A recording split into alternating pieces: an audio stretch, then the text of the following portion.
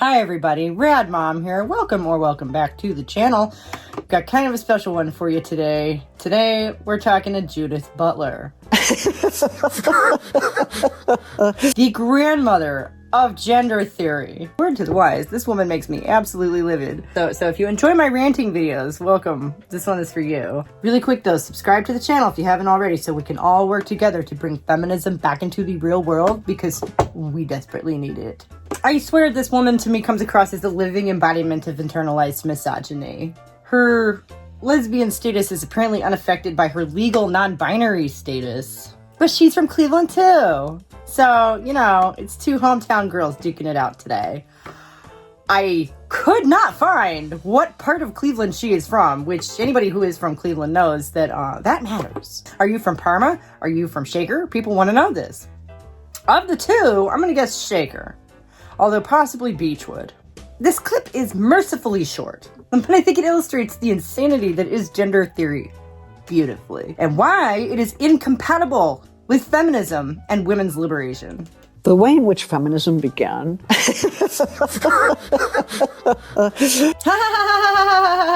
What? Because we're taking it all the way back to the beginning? Clearly there's some missing context here. So we're just going to ignore that. Was by calling into question received notions of what a woman is. Okay, we're calling into question preconceived notions of what a woman is. But not physically. They tell you you belong in the household. They tell you you're good for reproduction. They tell you you're not able to do that kind of work. You can't engage in sports. Yeah. We all know this. It's challenging a woman's role. What we can and can't do. But she hasn't actually said anything yet. You haven't actually learned anything yet, have you? You can't be a public speaker. You certainly can't be a politician. You can't be an intellectual, or if you are, you're never going to be quite as good. Yeah. We know all of this already. And I don't know if anybody out there is real familiar with the concept of the Gish Gallop, but this is like the mellowest Gish Gallop I have ever seen, where she's going to stair-step you from these really obvious, everyone agrees with this point, to something just absolutely mind-boggling. She carries you along with this authoritative tone. I swear to God, this woman is aiming at middle-aged white guy syndrome.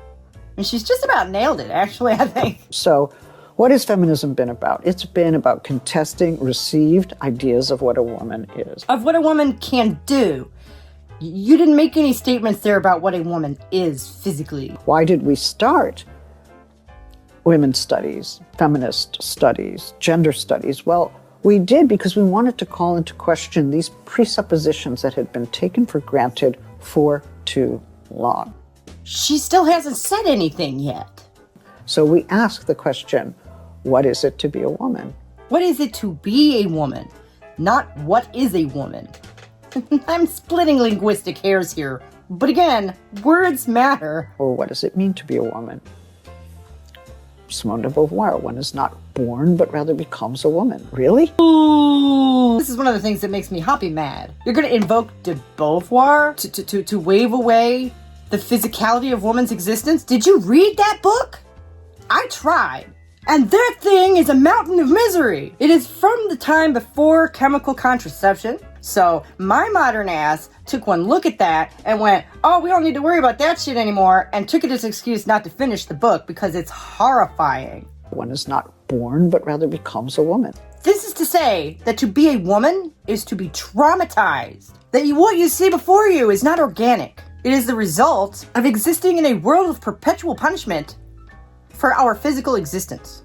To use that then, to hand-wave away the consequences or any reality of said physical existence is so intellectually bankrupt, I feel robbed just having heard it. It's not the biological function that makes you a woman. No, it's not the biological function. It's actually nothing specific about the biology. And you got that from de Beauvoir? How?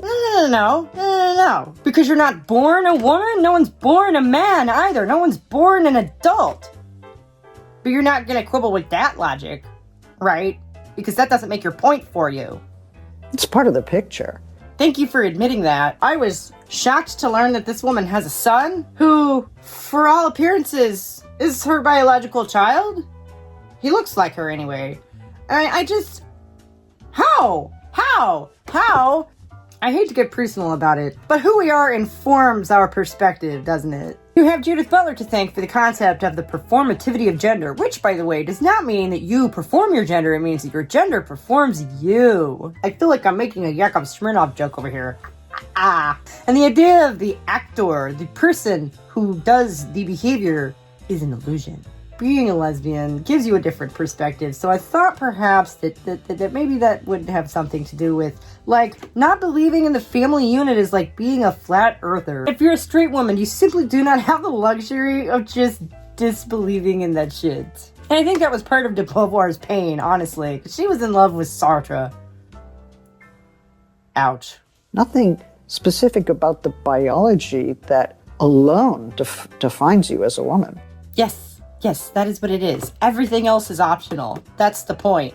But how you live that? How you live your biology? I don't know about the rest of you, but I live my biology by breathing in and out, one breath at a time. What does that mean? What is this woman on about? She's a college professor. And I thought, surely she's being glib here. I thought, surely I'm missing something. No? What you do with that is a question of history. It's a question of freedom. It's how you negotiate your situation. What? What you do with that is a question of history. The way you deal with your biology is a question of history? What word salad? I call shenanigans. We started with a little gish gallop through the usual suspects of feminism and have landed in word salad.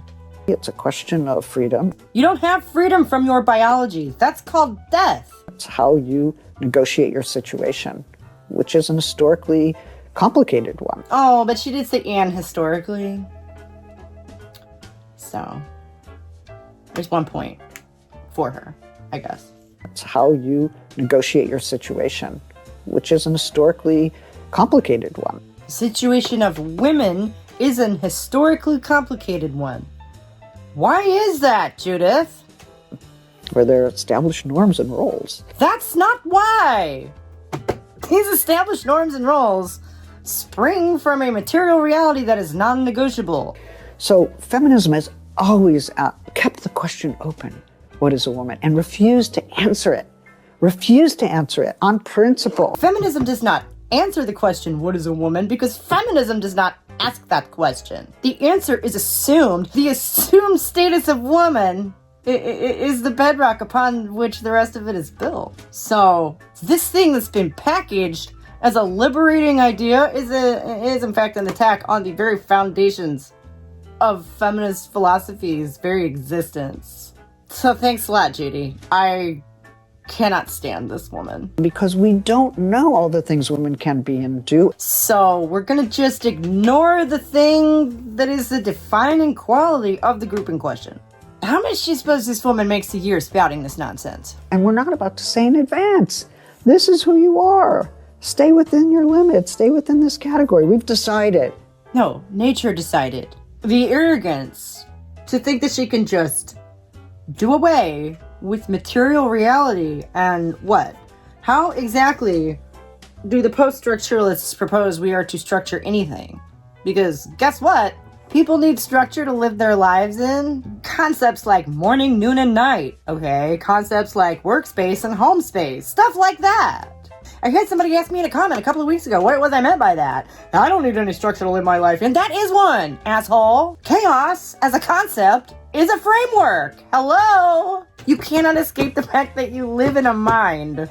And your mind is stuck in a body, which has a sex. And if you should, happen to knock boots with a member of the opposite sex, you may all of a sudden accidentally find yourself a member of a family unit. Whoopsie! These are the material realities of our lives. Even unpartnered asexual people have parents. And it just blows my mind that this woman has made an entire career of trying to philosophize away reality. This is what a woman is, and you have to live there. It's like, no, we don't do that. We're a freedom struggle. Freedom for whom? I'm sorry. I'm struggling not to become insulting right now.